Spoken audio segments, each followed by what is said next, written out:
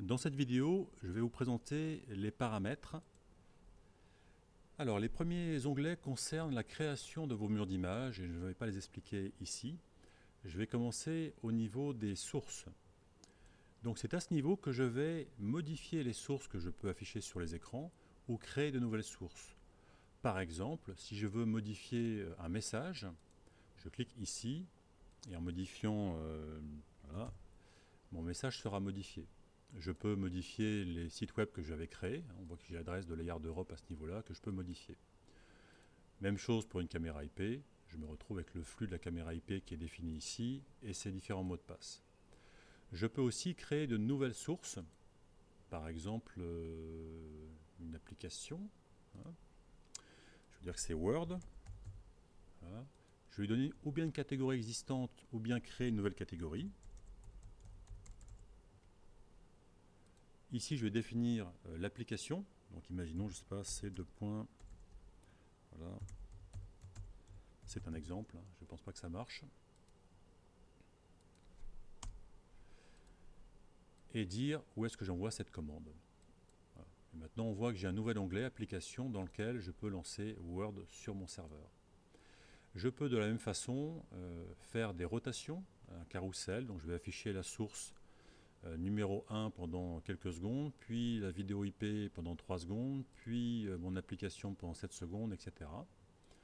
Je peux rajouter des horloges, des caméras via Genetec, des PC sur lesquels on a installé le logiciel aunify.cast, c'est-à-dire que je vais pouvoir récupérer les informations d'un PC distant, des messages, des caméras via le système Milestone, des navigateurs comme on l'a vu, des flux NDVI ou RDP, des sources physiques connectées au serveur Netpeaks ou des streams.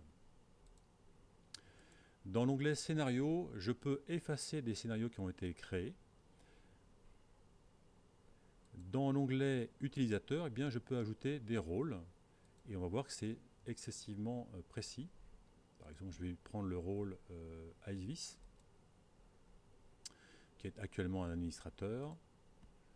Hop. Et je vais créer un nouveau rôle que je vais appeler Test.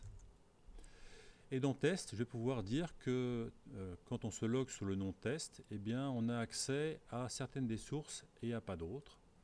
Même chose pour les scénarios, même chose pour les murs d'images, pour la synchronisation, pour le panorama, etc., etc.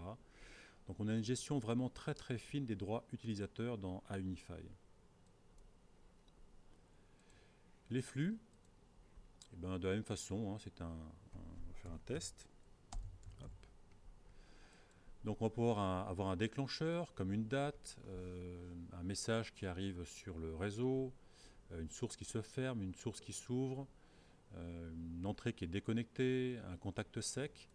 Et ce trigger, cette alarme, va déclencher un événement qu'on va définir ici, comme ouvrir un scénario par exemple, ou envoyer une commande au mur d'image. L'enregistrement, ben c'est là que je vais créer mes différents enregistrements. Par exemple, j'avais créé un enregistrement dans lequel on enregistrait la totalité de la résolution du mur LED 1,2 mm. Les paramètres d'un serveur Milestone ou d'un serveur Genetec.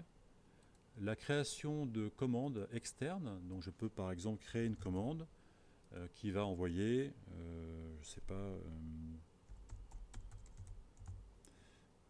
égal, voilà, ajouter, et là je vais donner l'adresse IP par exemple d'un mur d'image ou d'un écran.